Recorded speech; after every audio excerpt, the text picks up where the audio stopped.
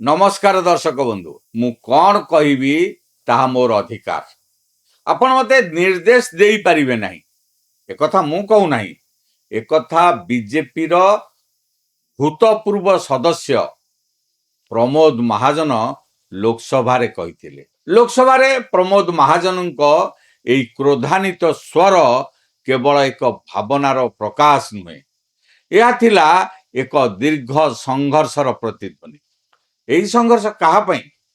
महिला मानंकर समान अधिकार पई राजनीति रे सेमानंकु योग्य स्थान देबा पई। किंतु कारण कौन थिला जानंती? महिला आरक्षण बिल 1998 रु 2004 पर्यंत अटल बिहारी वाजपेयी को सरकार एई बिल को पास करिया पई अनेक थर चेष्टा करिते, किंतु कांग्रेस एवं अन्य विरोधी दल माने एथिरे बारंबार बाधा सृष्टि करथिले। आश्चर्यर कथा हेउची आज पुणी सही एका परिस्थिति सृष्टि हेबाकु जाउची। प्रधानमंत्री नरेंद्र मोदी महिला मानंकु निर्वाचन रे 33% आरक्षण देबाकु आगे आसुथिबा बेले विरोधी दल माने पुणी सही पुराना ढंगरे बाधा देबा पई लागी पड़िछन। महिला आरक्षण बिल केवल एक आईन नुहे, यह भारतीय गणतंत्रर अधा अंश को सशक्त करिवार एक ऐतिहासिक प्रयास।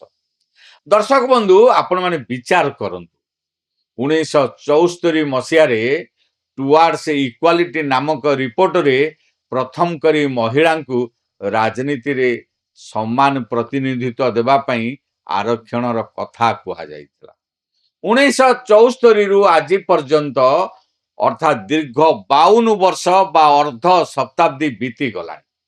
केते सरकार आसिले, केते प्रधानमंत्री बदलिले, किंतु महिला मानंकु सेमानंक हक केही देई पारिले नै। दीर्घ 27 वर्षर विरोधी दल गुड़िकर षडयंत्र एवं 6 थरर चेष्टा परे मध्य जेउ अधिनियम कार्यकारी हेई पारु नथिला, ताहाकु नै प्रधानमंत्री नरेंद्र मोदी एक दृढ़ संकल्प नैछन।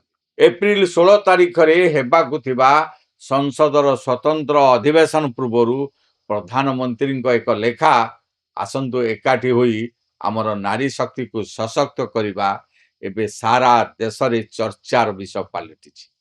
से एही लेखारे स्पष्ट करिसंती जे एही मुहूर्त को आउ टाली हेबो नै। प्रधानमंत्री जानिसंती जे विरोधी दल एथर मध्य सेही पुराना रणनीति अपनाइबे। प्रथम कहिबे समय ठीक नुहे, तापर कहिबे अधिक आलोचना दरकार, शेषर कहिबे निर्वाचन पर देखिबा। किंतु मोदी विरोधी को एही टूल किट को आगुआ चिन्हि नै छथि। से केवल लेखा लेखि नाहंती, बरं केरलर एक रैली रे जनसाधारण को अपील करिसंती जे सेमाने निज निजर प्रतिनिधि एवं दल उपरे चाप पकांतु जेपरी एही बिल बिना बाधारे पास हो जाओ। लेफ्ट और कांग्रेस दोनों वोट बैंक के लिए कट्टरपंथी लोगों को राजनीति में आगे बढ़ाते हैं। मुनंबम जैसी घटनाएं केरलम में आम होती जा रही है। वहां सैकड़ों ईसाई और हिंदू परिवारों को डराया गया, लेकिन केरलम सरकार पीड़ितों को सहायता देने की जगह कट्टरपंथी ताकतों के साथ खड़ी नजर आती है। ये खतरनाक ट्रेंड है। वोट बैंक के लिए केरलम और देश की सुरक्षा से खिलवाड़। केरलम के देशभक्त लोग इसे कभी भी कामयाब नहीं होने देंगे। 2023 मसिया रे कांग्रेस नेत्री सोनिया गांधी लोकसभा रे पचारुथिले भारतीय महिला माने आउ केते वर्ष अपेक्षा करिवे? 2 वर्ष, 4 वर्ष ना 8 वर्ष? पिछले 13 वर्षों से भारतीय स्त्रियां अपनी राजनीतिक जिम्मेदारी का इंतजार कर रही हैं और अब उन्हें कुछ वर्ष और इंतजार करने के लिए कहा जा रहा है। कितने वर्ष? 2 वर्ष, 4 वर्ष, 6 वर्ष, 8 वर्ष? क्या क्या भारत की स्त्रियों के साथ वह बर्ताव उचित है? ठीक सेहीपरि राहुल गांधी कहते जे एई बिल आसंता काली सकाळु ही लागू होई परिबो, किंतु आज जेतेबेले 2026 रे मोदी सरकार सेई बिल को तुरंत लागू करबा पई पदक्षेप नेउचंती, सेतेबेले कांग्रेस कहूची टाइमिंग उपरे संदेह अछि। There is a lot of action going on. You must have heard, and I'm sure all of you have heard, of the new bill that the BJP is proposing. We are going back to medieval times when the king could just remove anybody at will. केवल सेतिक नुहे, Congress party रो निजर record मध्य आश्चर्यजनक। 2024 साधारण निर्वाचन रे कांग्रेस मात्र 13% महिला को टिकेट देइतला।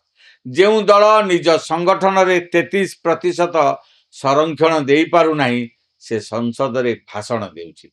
एहाकु ही आमे माने प्रकृत पाखंड बोली कहि परिबा। समाजवादी पार्टी मध्य एही दौड़ रे पछर नाही। 2023 रे से माने ओबीसी संरक्षण रो बहाना देखाउतिले, आउ 2026 रे अखिलेश यादव कहउचंदी नुआ जनगणना परे देखिबा। एते शीघ्र कोन पई? मोटामोटी भावे कहिले विरोधी लक्ष्य होउची विलंब प्रकारे एही बिल को विलंब करिबा। वर्तमान लोकसभा रे मात्र 16.6% महिला सांसद अछन। एही व्यवधान को दूर करिबा पई 33% संरक्षण निहाती जरूरी। 2023 रे बिल पास होइथिले मध्य सेथिरे एक शर्त थिला जे जनगणना एवं सीमा निर्धारण परे ही एही आईन को लागू करा जिवो, किंतु एप्रिल 16 रो एही स्वतंत्र अधिवेशन सेही विलंब को दूर करी 2029 निर्वाचन पई पथ परिष्कार करबा को जाउछि। आश्चर्यर कथा हेउछि 2023 रे जेतेबेले एनडीए सरकार एही बिल को आगत कले, सेतेबेले कांग्रेस चित्कार करी कहितला जे एहाकु 2024 निर्वाचन ही लागू करा जाऊ। मात्र आज जेतेबेले प्रक्रिया आगो को बढ़ुछि, सेतेबेले सेही समान दल पचारुछि एते शीघ्र काहेकि? एही दोमुहा नीति पछरे रहिछि एक बड़ राजनैतिक भय। राहुल गांधी एवं प्रियंका गांधी नेतृत्व रे कांग्रेस जानिछि जे जदि नरेंद्र मोदी एही बिल को वास्तव रूप दियंती, तेबे भारतर अर्धेक जनसंख्या बा महिला भोट बैंक संपूर्ण भावे बीजेपी आड़ को ढली जीव, कांग्रेस क्षति रे रहिबो।